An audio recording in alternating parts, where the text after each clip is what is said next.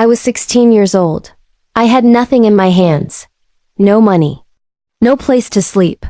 And the two people who were supposed to love me the most were the ones who pushed me out into the cold. My own father looked me in the eyes that night and said, "You are no longer my daughter and my mother." That night changed my entire life. And I want to tell you exactly what happened. Every single detail. Because people need to hear this.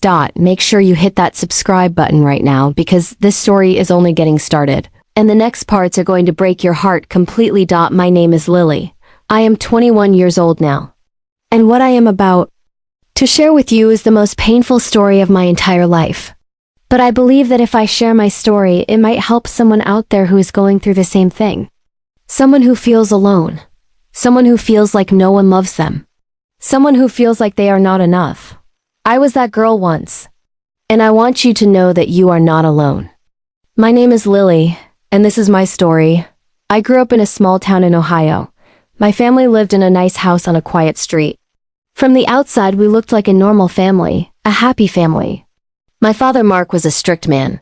He worked hard every single day, and he made sure we knew that. He believed in rules. He believed in control.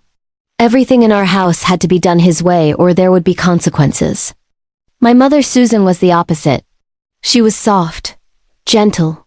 She never raised her voice. She never argued with anyone. Especially not with my father. Whatever Mark said was the final word in our house. Susan never questioned it. Not once, not ever. I had a younger brother named Jason. He was 14 at the time. Jason was the good one in the family. He never talked back. Mark loved Jason. Everyone could see it.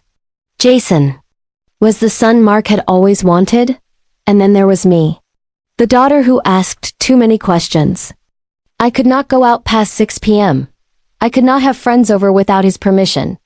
I could not even talk on the phone without him listening. He controlled everything. And if I ever stepped out of line even a little bit, he would make sure I knew about it. He would not hit me. He never did that. But he would yell.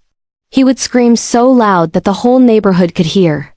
He would say things like, "You are worthless. You are embarrassing this family. You will never amount to anything."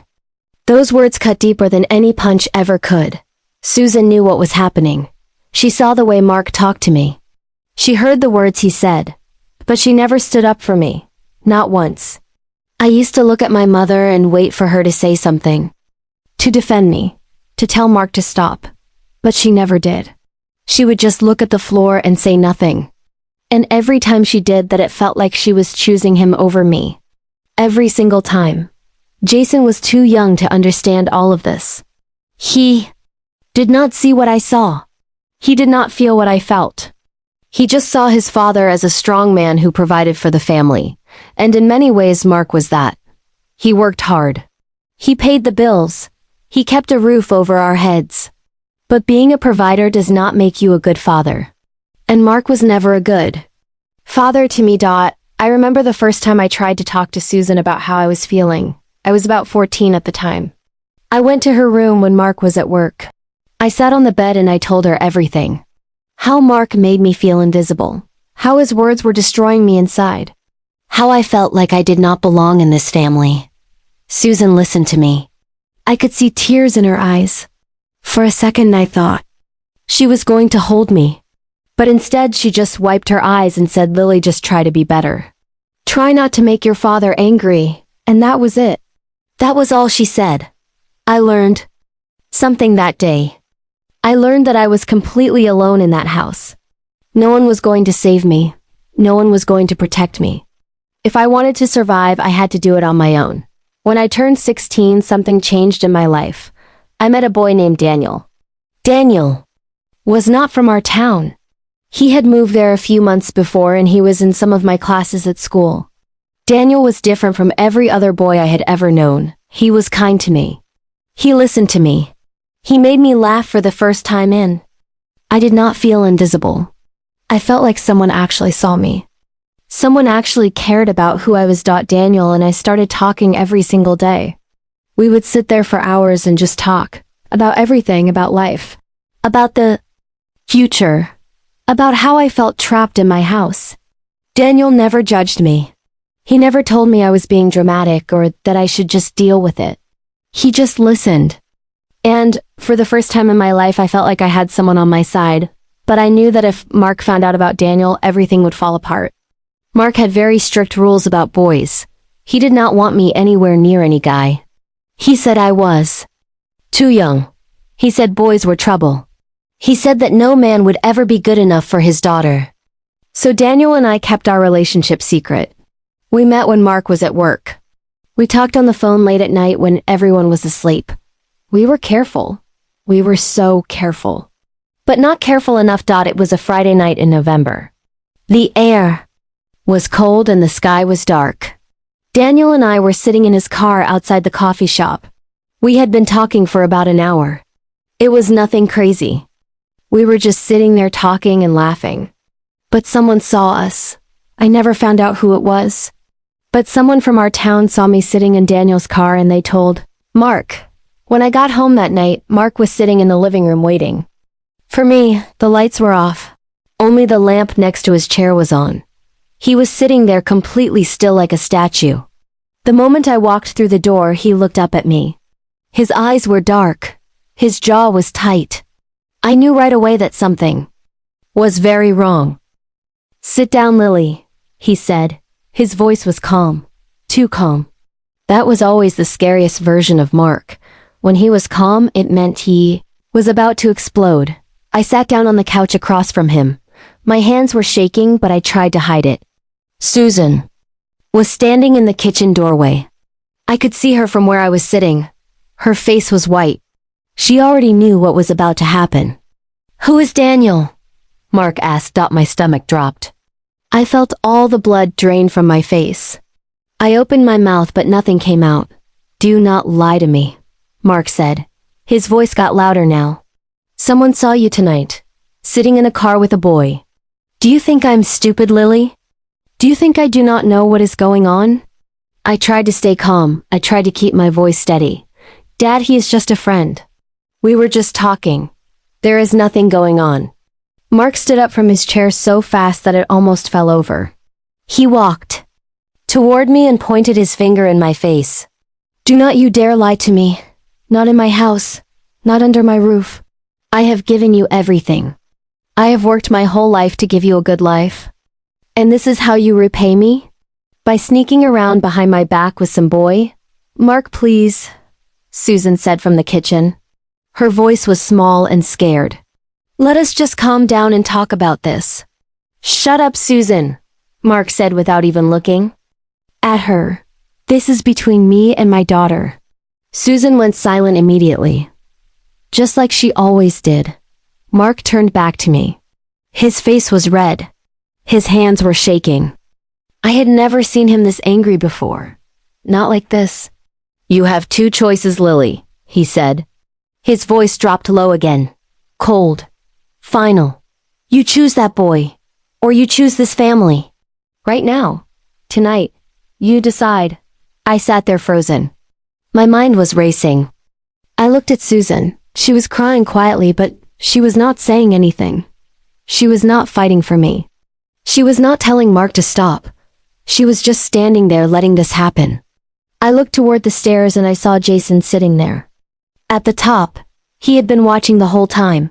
His eyes were wide and scared. He looked so young.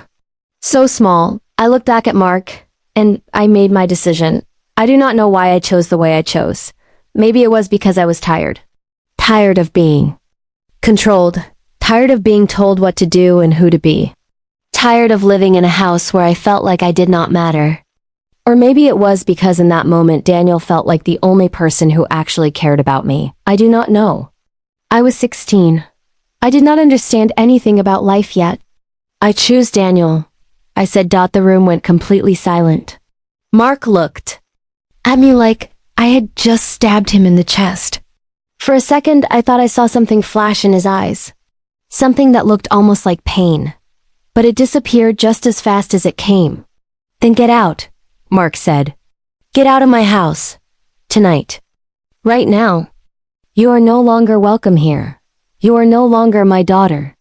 I stood up, my legs were shaking so badly I could barely walk. I looked at Susan one more time. I looked at her and I begged her with my eyes to say something. Anything. To fight. For me. To tell Mark he was wrong. To tell me that she loved me and that everything was going to be okay. But Susan just looked at me through her tears and said nothing. I walked up the stairs past Jason. He grabbed my arm as I walked by. He looked up at me with tears in his eyes and whispered, "Lily, please do not go." My heart broke right there. I knelt down and hugged my little brother so tight. I held him and I whispered in his ear, "I love you, Jason. I love you so much. I am sorry." He was crying. I was crying. Everything hurt so badly I could not breathe. I went to my room and grabbed a small bag. I packed only what I could fit. A few clothes. My phone charger. A little bit of cash I had saved from my part-time job. I looked around my room one last time. The room I had grown up in. The room where I had spent my whole childhood. And then I walked out. I came back downstairs. Mark was standing by the front door. He opened it and held it wide open. The cold air rushed in and hit my face like a wall. I walked toward the door and stopped right in front of him. I looked up at my father. The man who was supposed to protect me. The man who was supposed to love me no matter what. And he looked right through me. Like I was nothing. Like I had never existed at all. I walked out that door. And Mark closed it behind me. I stood on the porch for a moment. The night was freezing cold. I could see my breath in the air. I looked back at the house. The lights were on. The family was inside where it was warm. And I was standing outside with nothing but a small bag and a broken heart. That was the night my life changed forever. That was the night everything I knew was ripped away from me. And that was the night I learned that sometimes the people who are supposed to love you the most are the ones who hurt you the deepest. I was 16 years old. And I was completely on my own. The first night was the hardest night of my entire life. I walked away from that house with my small bag on my shoulder and I did not know where I was going. I did not have a plan. I did not have anywhere to go. I just kept walking. The streets were dark and empty and the cold air was cutting through my clothes like knives. I could not feel my fingers anymore. I could not feel my face. That pain I could feel everywhere. I called Daniel right away. Hold the phone. It rang once, twice, 3 times. I sent him a message. I told him everything. I told him my father kicked me out. I told him I had nowhere to go. I told him I needed him. I sat on a bench outside the coffee shop where we used to meet, and I waited. I waited for 1 hour. 2 hours. Not that night. Not ever again. That was the first time I learned that the people you think you can trust are sometimes the people who will hurt you the most. I spent that first night sitting on that bench. I just sat there in the freezing cold and stared at the ground. Everything inside me felt empty. Like someone had reached inside my chest and pulled out everything that made me feel alive. I thought about going back home. I thought about knocking on that door and begging Mark to let me back in. But then I remembered the way he looked at me when he closed that door, the way he looked right through me like I was nothing. I knew that if I went back he would never look at me the same way again. So I did not go back. The next morning I woke up on that bench. My whole body was stiff and sore from the cold. My face was numb. My eyes were swollen from crying all night. I had maybe $40 in my pocket. That was all I had in the world. $40 and a small bag with a few clothes. That was my life now. I spent the first few days just trying to survive. I found a cheap laundromat that let me sit inside during the day because it was warm. I ate whatever I could afford. Sometimes. I called Daniel again and again, but he never picked up. I found out later from someone at school that Daniel had moved away. Just like that. He left town without telling me anything. Without saying goodbye. Without even checking if I was okay. The boy I had chosen over my own family did not even care enough to answer my phone. I thought about calling Susan, my mother. But every time I picked up the phone and looked at her name, I put it back down. What was the point? She never defended me. She never fought for me. If she did not care enough to stop it, then she did not care enough to help me now. At least that is what I told myself. I was 16. I was hurt. I was angry. And I was not thinking clearly. About a week after I left home, I was walking through It was raining that day. A cold, hard rain that went through everything. I was soaking wet and freezing, and I had no idea what I was going to do next. I walked past a small house at the end of the street. An older woman was standing on her porch watching the rain. She had gray hair and kind eyes, and she was wearing a warm sweater. She looked at me and I could see it in her face right away. She could see that something was very wrong. "Honey," she said, "you are going to catch pneumonia standing out there in the rain." I did not know this woman. I had never seen her before. But something about her voice made me feel safe. Something about the way she looked at me made me feel like she actually cared. So I walked up to her porch. And she opened her door and let me in. Her name was Mrs. Patricia. She was 68 years old. She lived alone in that small house. Her husband had passed away 2 years before, and her children lived in other states. She was lonely, and I was alone. And somehow we both needed each other at that exact moment. Mrs. Patricia gave me dry clothes to wear. She made me a hot bowl of soup and sat me down at her kitchen table. She did not ask me a single question at first. She just let me eat and warm up. And when I was done eating, she looked at me with those kind eyes and said, "Now tell me what happened, honey." So I told her everything. About Mark. About Susan. About Daniel. About sleeping on a bench in the freezing cold. She did not interrupt me. She did not judge me. She just sat there and listened. And when I was done talking, she reached across the table and held my hand. "You are going to stay here," she said, "for as long as you need to. This is not a charity. You are going to help me around the house. You are going to do chores. And you are going to finish your school. Do you understand?" Me? I looked at this woman who I had known for less than an hour. And I felt something I had not felt in a very long time. I felt like someone actually cared about me. I felt like someone was fighting for me. And I started crying. I could not stop. All the tears I had been holding in for days just came pouring out. Mrs. Patricia stood up and came around the table and held me in her arms. She held me tight and she rubbed my back and she whispered, "It is okay, honey. You are safe now. No one is going to hurt you anymore." I stayed with Mrs. Patricia for the next 2 years. Those 2 years were not easy.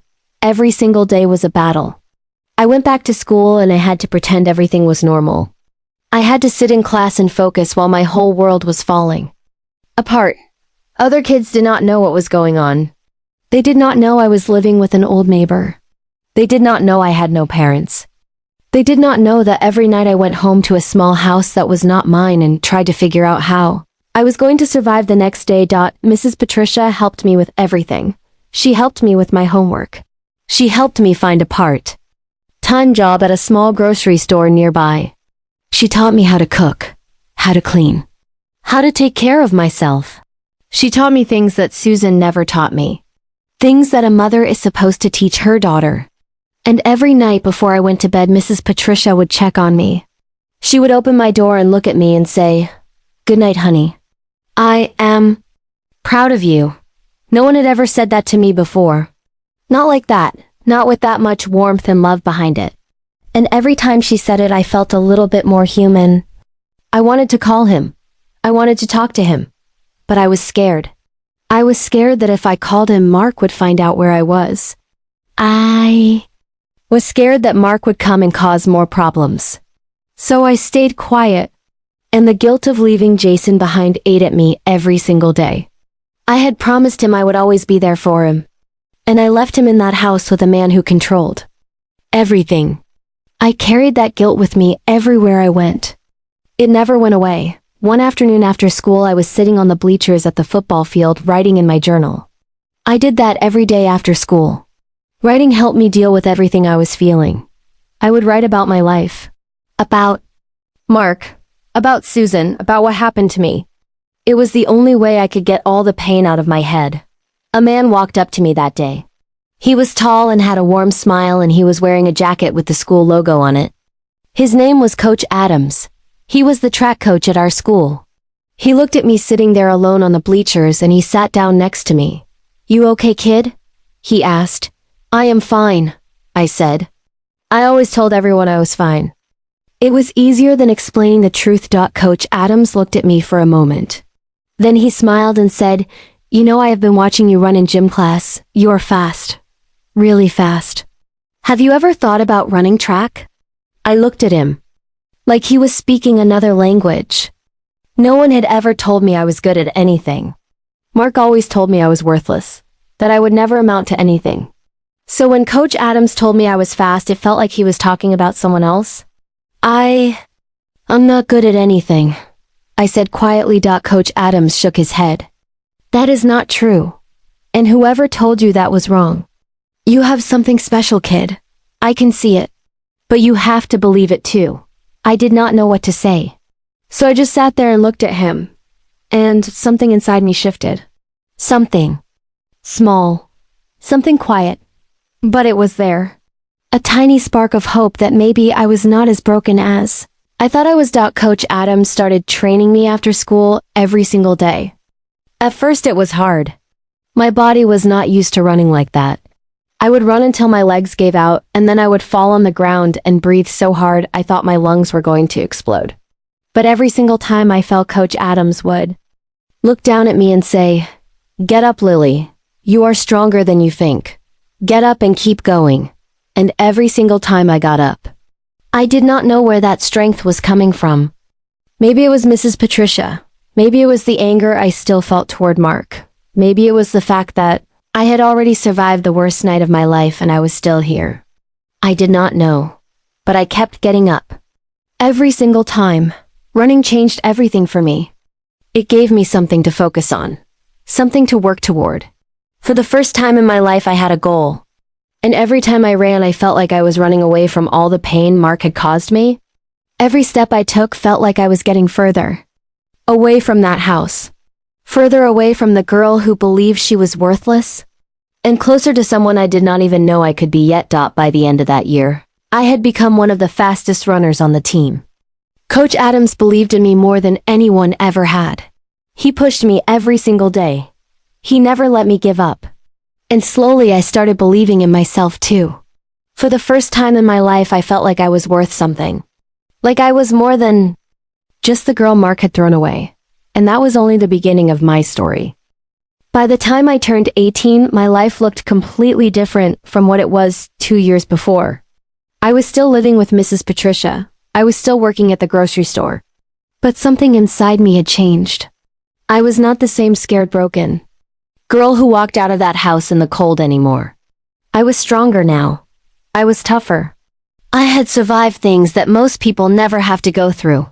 And I was starting to believe that I could survive anything. Coach Adams had been pushing me hard for the past year. He told me that if I kept working the way I was working, I could get a scholarship to college. At first I laughed at him. College felt like something that was meant for other people. People who had normal families. People who had money. People who had parents who actually believed in them. But Coach Adams would not let me give up on myself. Every single day after practice, he would sit me down and talk to me about my future. He would show me letters from colleges. He would help me fill out applications. He would do whatever it took to make sure I did not let this opportunity pass me by. "Lily," he said to me one day after practice, "you have worked too hard to let anything stop you now. You deserve this. Do not let anyone make you feel like you do not." Those words stuck with me forever. Do not let anyone make you feel like you do not. I had spent my whole life letting Mark make me feel like I did not deserve anything, like I was nothing, like I would never be anything. And Coach Adams was telling me the exact opposite. He was telling me that I deserved everything. And slowly, I started believing him. I applied to 3 colleges that year. Mrs. Patricia helped me with the paperwork. She sat with me at her kitchen table for hours helping me write my essays. When I told her what to write about, she shook her head and said, "No, honey. Write about your real life. Write about what you have been through. That is your story. And that story is going to make people pay attention." So I did. I wrote about everything. About Mark kicking me out. About sleeping on a bench in the cold. About Mrs. Patricia taking me in. About Coach Adams believing in me when no one else did. I wrote it all down. And when I finished writing, Mrs. Patricia read it and tears rolled down her face. "This is beautiful, Lily," she said, wiping her eyes. "Anyone who reads this is going to see exactly who you are. And they are going to see a winner." 2 months later, I got the letter. I got a full scholarship to a university in Columbus. A full scholarship. That meant they were going to pay for everything. Tuition, books, housing, everything. I did not have to pay a single dollar. When I opened that letter, I could not breathe. I just stood there in Mrs. Patricia's kitchen holding that letter and shaking. Mrs. Patricia came over and read it, and then she pulled me into the biggest hug I had ever received in my life. "I knew it," she said, laughing and crying at the same time. "I knew you were going to do it, honey. I am so proud of you. So proud." That was one of the happiest moments of my life. But even in that moment, I felt something heavy in my chest. Because the two people who were supposed to be proud of me were not there. Mark and Susan did not know about this. They did not know about any of it. And even though they had hurt me so badly, I still felt a small piece of pain knowing that my own parents were not there to see what I had accomplished. I started college in the fall. It was the first time I had ever been away from Ohio.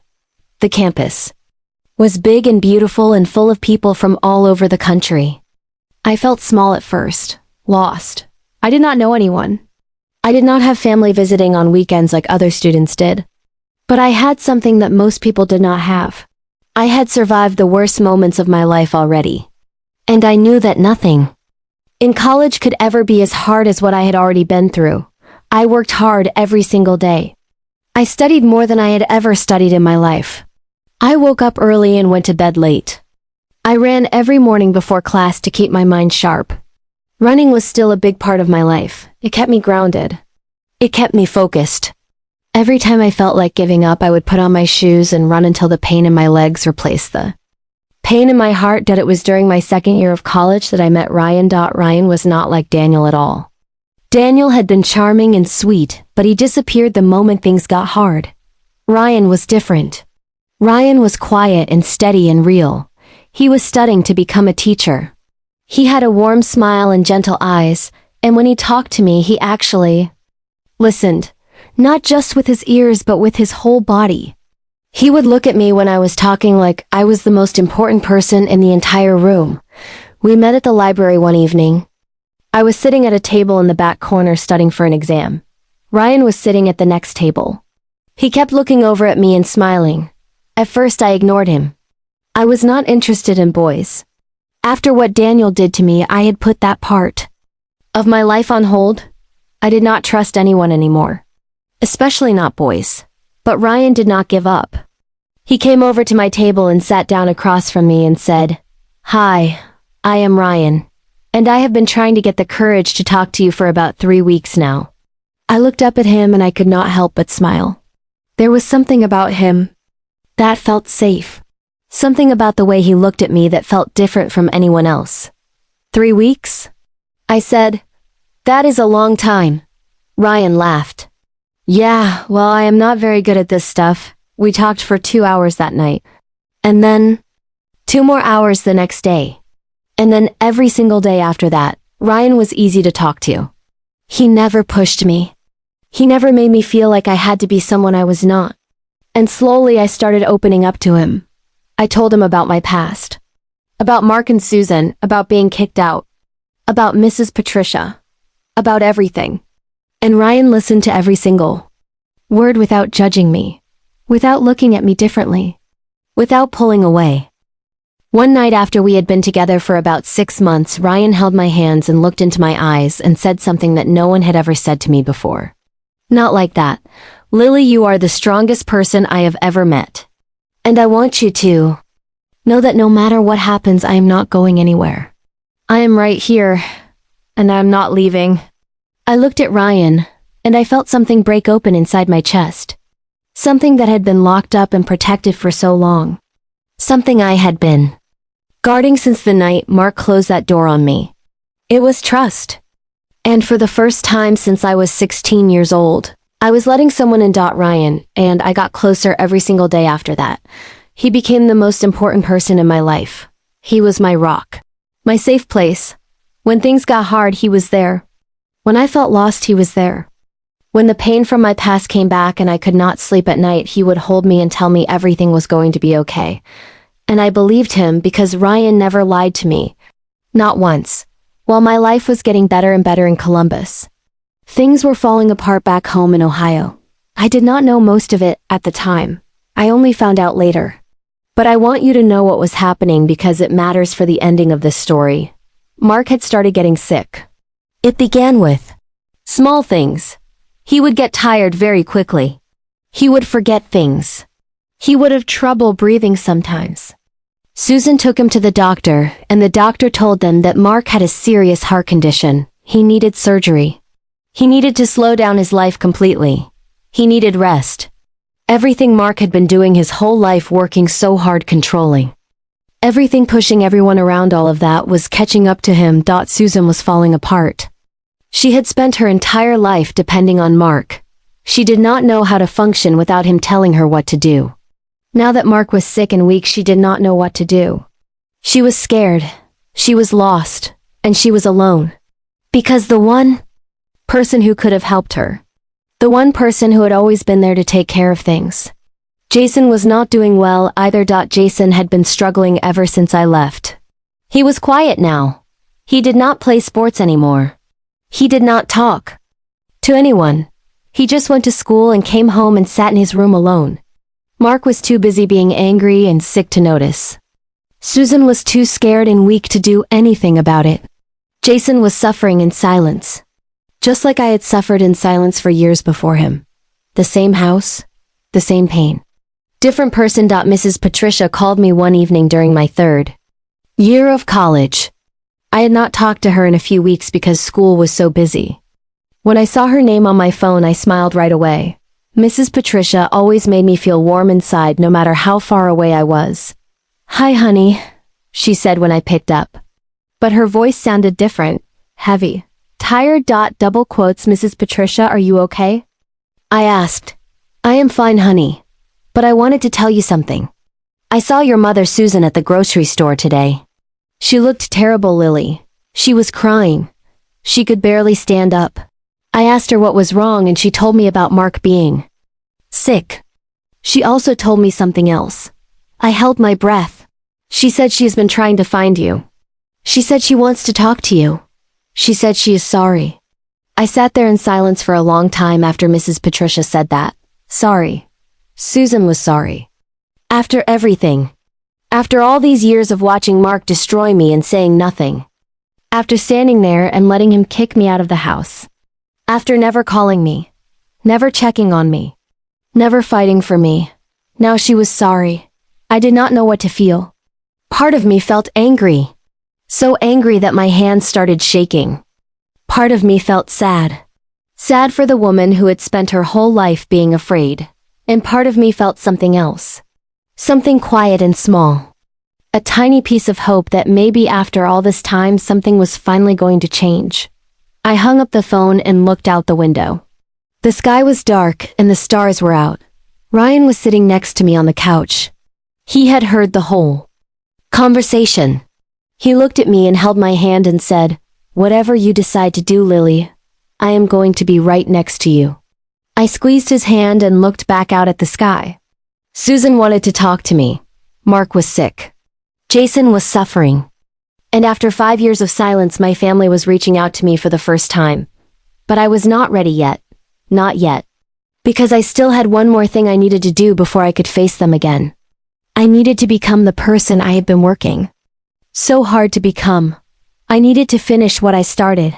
Because when I went back to that family, I did not want to go back as the broken 16-year-old girl they had thrown away.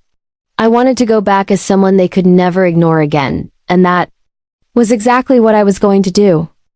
The last year of college was the hardest and the most important year of my entire life. Everything I had worked for. Everything I had fought for. Everything I had survived. It all came down to this one final year. And I was not going to waste it. Not after everything it took to get here. I threw myself into my studies completely. I woke up at 5 a.m. every single morning and ran for an hour before class. Then I studied. Then I went to class. Then I studied again. Then I worked a part-time job at the campus library to save money. Then I studied again at night until my eyes could barely stay open. Every single day was the same. And every single day I pushed myself harder than the day before. Because I knew what was waiting for me at the end. I knew that when I walked across that stage and got my degree, I was going to prove something. Not just to myself, but to every single person who had ever told me I was nothing. Ryan was there through all of it. He never complained. He never told me I was working too hard. He just supported me in every way he could. He would bring me coffee when I was studying. Late at night. He would hold me when I was stressed and overwhelmed. He would remind me why I was doing all of this when I wanted to give up. Ryan was my anchor. My reason to keep going when everything felt impossible. One night about 3 months before graduation, I was sitting in my apartment alone. Ryan had gone home for the weekend to visit his family. It was quiet. Too quiet. I was sitting on the couch with my laptop open, but I was not studying. I was just staring at the screen, thinking about everything. About my life. About where I had come from. About where I was going. And then I opened my phone and I looked at Susan's contact. I had not talked to Susan in 5 years. Not once. Not a single call. Not a single text. Nothing. Mrs. Patricia had told me months ago that Susan wanted to talk to me. But I had been putting it off. I was not ready. I was still angry. I was still hurt. And I did not want to have that conversation until I was in the right place mentally. But sitting there that night, something felt different. Something inside me felt calm, peaceful, like all the anger and the pain had been slowly fading away over the years, and I did not even notice it happening. I looked at Susan's number for a long time, and then I put the phone down without calling. Not yet. Soon. But not yet. Graduation day came faster than I expected. It was a Saturday morning in May. The sun was shining bright, and the sky was a perfect shade of blue. The campus was packed with families and students, and everyone was happy and celebrating. I stood in the crowd of graduates wearing my cap and gown, and I looked around at all the other students with their parents sitting in the audience. Mothers crying. Fathers clapping. Brothers and sisters cheering. Everyone had someone there too. Watch them walk across that stage. I had Ryan. He was sitting in the audience wearing a suit, and the biggest smile I had ever seen on his face. And Mrs. Patricia was right next to him. She had driven all the way from Ohio to see me graduate. She was wearing a beautiful dress, and she was already crying before the ceremony even started. Those two people meant more to me than I could ever express. They were my real family. The family that actually showed up for me. And then I noticed something. Something that made my heart stop. Susan was there. She was sitting 2 rows behind Ryan and Mrs. Patricia. She was alone. No Mark, no Jason. Just Susan. She was sitting there with her hands in her lap, and her eyes were red like she had been crying. For a long time, she looked so small. So lost. So different from the woman I remembered. She looked broken. I did not know how she found out about my graduation. I did not know how she knew which university I went to. Maybe Mrs. Patricia told her. Maybe she found out some other way. I did not know. But she was there. And when our eyes met across that crowd, something happened that I had not expected. I did not feel angry.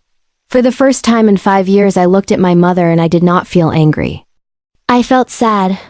I felt sad for her. Sad for the woman who had spent her entire life being afraid. Sad for the woman who had watched her husband destroy their daughter and did nothing about it. Sad for the woman who was now sitting alone in a stadium, full of happy families with no one next to her. The ceremony started, and I tried to focus on what was happening. The principal gave a speech. Teachers said nice things about the graduating class. And then one by one students started walking across the stage to get their diplomas. When they called my name, I walked up those steps and I took that diploma in my hands and I held it tight. This piece of paper meant everything to me. This piece of paper was proof that I was not the worthless girl Mark had tried to make me believe I was. This piece of paper was proof that I had survived. That I had fought. That I had won. After the ceremony, everyone was celebrating outside on the lawn. Ryan ran up to me and hugged me so tight he almost knocked me over. He kissed me on the forehead and said, "I am so proud of you, Lily. You did it. You actually did it." Mrs. Patricia was right behind him. She hugged me and held my face in her hands and looked at me with those kind eyes. "Look at you, honey," she said, smiling through her tears. "Look at the woman you have become. I always knew you were going to be amazing. Always." I hugged Mrs. Patricia back as tight as I could. This woman had saved my life. She had given me a home when I had nothing. She had believed in me when no one else did. And she was here on the biggest day of my life, standing right next to me. I would never forget what she did for me. Not as long as I lived. And then I saw her. Susan was standing about 20 feet away from us. She was just standing there alone watching me. Her hands were shaking at her sides. Her eyes were full of tears. She looked like she wanted to come closer, but she was too scared to move. Like she did not have the right to be here. Like she did not deserve to be part of this moment. I looked at Ryan. He squeezed my hand and nodded. He did not say anything. He did not have to. He already knew what I needed to do. I let go of Ryan's hand and I walked towards Susan. Every step I took felt heavy. My heart was pounding so hard I could hear it in my ears. Susan watched me coming closer and more tears started rolling down her face. She opened her mouth like she wanted to say something, but nothing came out. She just stood there crying and looking at me like I was a ghost. I stopped right in front of her. We looked at each other for a long moment. 5 years of silence. 5 years of pain. 5 years of distance. All of it hanging between us like a wall that neither of us knew how to break through. "Lily," Susan finally said. Her voice was barely a whisper. It was shaking so badly I could barely hear her. "I'm so sorry. I'm so sorry for everything. For what your father did to you, for what I did not do. For not being the mother you needed me to be. I am sorry. I have been sorry every single day for the past 5 years. Every single day. I stood there and listened. I let her talk. I let her cry. I did not interrupt her. I think about you every single day," Susan continued. "I think about the night you walked out that door. I think about the look on your face when I did not say anything. And I hate myself for it, Lily. I hate myself every single day. You were my daughter, you needed me, and I failed you. I failed you in the worst way a mother can fail her child." Susan put her hands over her face and cried so hard her whole body was shaking. And standing there watching my mother break down in front of me, I felt something shift inside my heart. Something that had been locked up and closed off for 5 years started to open. Just a crack. But it was there. "Mom," I said quietly. Susan looked up at me through her tears. "I need you to know something," I said. My voice was calm, steady, strong. "What happened to me was not okay. What Mark did to me was not okay. And what you did not do was not okay either. You were supposed to protect me. You were supposed to fight for me, and you did not. And that hurt me more than anything Mark ever said to me." Susan nodded. Tears were still rolling down her face, but she was listening to every single word. "But," I continued, "I survived. I made it through. I got my degree. I built a life that I am proud of. And I did all of that on my own. So I want you to know that I am okay. I am more than okay. I am exactly where I am supposed to be." Susan let out a breath like she had been holding it for years. She looked at me with so much pain and so much love at the same time. "How can you even stand here and talk to me?" she whispered. "After everything I put you through. After everything I allowed to happen. How can you even look at me right now?" I looked at my mother, the woman who gave birth to me. The woman who was supposed to love me unconditionally. The woman who had failed me in the worst way possible. And I made a decision. A decision that was not easy. But a decision that I knew was right. "Because I choose not to carry this pain anymore," I said. "I choose not to let what happened define the rest of my life. I am not forgiving you because what you did was okay. I am forgiving you because I deserve to be free. and holding on to. This anger is only hurting me. Not you. Susan broke down completely after that. She fell forward and hugged me so tight that I could barely breathe. She held me and cried and said sorry over and over again. And I stood there and let her hold me. I did not cry. I had cried enough tears over the years for this woman, but I held her back. Because no matter what she had done, no matter how badly, she had failed me. She was still my mother. And somewhere deep inside she did love me. She was just too weak and too scared to show it when it mattered the most. Mark called me 2 weeks after graduation. It was the first time he had ever called me since the night he kicked me out. His voice sounded different. Weak, tired, like all the strength he had carried his whole life had finally drained out of him. "Lily," he said, and then he stopped. There was a long silence. I could hear him breathing. It sounded heavy, painful. "I know I have no right to call you," Mark finally said. "I know I have no right to ask you for anything.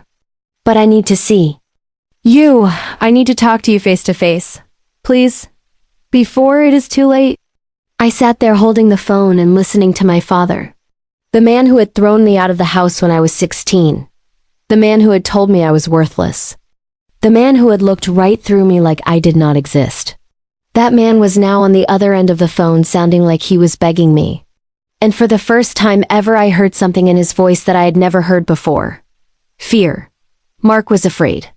Afraid that he was going to die without ever making things right with me. I told him I would think about it. And I hung up the phone. It took me 3 weeks to make my decision. I talked to Ryan about it every single night. I talked to Mrs. Patricia about it. I talked to myself about it. And finally one Sunday morning I woke up and I knew what I was going to do. I drove back to Ohio that same day. Ryan drove with me. The whole drive felt strange. I was going back to the place where everything had fallen apart. The place where I had suffered the most pain of my life. But I was not the same person who had left that place 5 years ago. I was stronger now. I was whole now. And I was ready to face whatever was waiting for me. When I pulled up to the house, my heart started beating fast. The house looked the same quiet street, the same yard. The same front door that Mark had closed on me 5 years ago. But something felt different. The house felt smaller somehow. Like it had lost all the power it used to have over me. Susan opened the door before I even knocked. She had been waiting. Her eyes were red, but she was not crying this time. She just looked at me and nodded and stepped aside to let me in. The house was quiet. Too quiet. Jason was sitting on the couch in the living room. He was 19 now. He looked so different from the little boy I remembered. But when he saw me standing in the doorway, his eyes went wide and his bottom lip started shaking. He stood up slowly and walked toward me. "Lily," he said. His voice cracked. I opened my arms and Jason walked into them and hugged me so tight that we both almost fell. He was crying so hard that his whole body was shaking. I held my little brother and I held him tight and I whispered, "I am here, Jason. I am here. I am sorry it took me so long." We stood there hugging each other for a long time. 5 years of being apart. 5 years of not knowing if the other one was okay. All of it came pouring out in that one hug. Jason pulled back and looked at me with tears in his eyes. "He wants to see you," Jason said quietly. "Dad wants to see you." I nodded. I took a deep breath. And I walked toward the bedroom where Mark was lying in bed. The room was dark. The curtains were closed. Mark was lying there under the covers, looking so small and so weak that I almost did not recognize him. This was not the man who had yelled at me my whole life. This was not the man who had pointed his finger in my face and told me I was nothing. This was a sick man. A broken man. A man who was running out of time. Mark turned his head and looked at me when I walked in. His eyes were wet. His hands were shaking on top of the blanket. He looked at me like he was seeing me for the very first time. "Lily," he whispered. His voice was so weak it was hard to hear. I walked closer and stood next to the bed. I looked down at my father. The man who had caused me so much pain. The man who had thrown me away like I meant nothing, and I waited. I waited to hear what He had to say. Mark opened his mouth and closed it again. He tried to speak, but nothing came out at first. Then he closed his eyes and tears started rolling down the sides of his face. And when he opened his eyes again and looked at me, the look on his face was something I will never forget for the rest of my life. It was regret. Pure and complete regret. "I am sorry, Lily," Mark said. His voice was barely there. A whisper that sounded like it was costing him everything he had left to say. "I am so sorry. For everything. For kicking you out. For the things I said to you. For not being the father you deserved. I was wrong. I was wrong about everything. And I have spent every single day since you left knowing that I destroyed the best thing in my life." Mark reached out his hand toward me. His fingers were shaking. His eyes were full of tears, and he looked up at me and begged, "Please forgive me, Lily, please. I know I do not deserve it. I know I have no right to ask you for anything, but please, before I go, please forgive me." I stood there looking at my father. The tears were burning in my eyes, but I did not let them fall. Not yet. I looked at this man who had caused me so much pain, who had tried to break me, who had thrown me out into the cold when I was just a little girl. And I thought about everything I had been through since that night. The cold bench. The hunger. Mrs. Patricia's kitchen. Coach Adams pushing me to run. The scholarship letter. Ryan holding my hand. The diploma in my hands. Everything. I sat down on the edge of the bed next to Mark. I looked at him for a long moment. And then I reached out and held his hand. His hand was cold and weak, but I held it tight. "Dad," I said. My voice was calm. Strong. But full of emotion. "You hurt me in ways that I will carry with me for the rest of my life. What you did to me was not okay. It will never be okay. But I'm not going to let the hatred keep living inside me anymore. It is too heavy. I have been carrying it for too long." I squeezed his hand and looked into his eyes. "I forgive you. Not because you deserve it, but because I deserve to be free." Mark closed his eyes and let out a breath like something heavy had finally been lifted off his chest. He held my hand tight and cried quietly. And I sat there next to him and let him hold on. Mark passed away 2 months later. He was 58 years old. The heart condition had taken everything out of him. Susan called me when it happened. I drove back to Ohio for the funeral. I stood there in the cemetery and watched them lower his casket into the ground. And I felt something I did not expect to feel. I felt peace. I felt peace because I knew that the last words Mark heard from me were words of forgiveness. Not because he deserved them, but because I deserved to let go. After the funeral, I stayed in Ohio for a week. I spent time with Susan and Jason. Susan was different now. She was not the scared, silent woman she used to be. Something had changed in her. Maybe it was Mark being gone. Maybe it was the guilt she had carried for years. But she was trying now. Really trying. She apologized to me again. She apologized to Jason. And for the first time in my life, I saw my mother actually fighting for something. Jason and I talked every single day that week. He told me everything about what happened while I was gone. He told me how hard it was growing up in that house without me. How lost he felt. How angry he was at Mark. How much he missed me every single day. I held my brother and listened to every word, and I made him a promise. I promised him that I was never going to disappear again. That no matter where I went in life, he was always going to be a part of it. Mrs. Patricia passed away the following year. She was 70 years old. She went peacefully in her sleep. I was with her when she died. I was holding her hand. And the last thing she said to me before she closed her eyes was, "I am so proud of you, honey. I always knew you were going to be amazing." I will carry those words with me forever. Today I am 21 years old.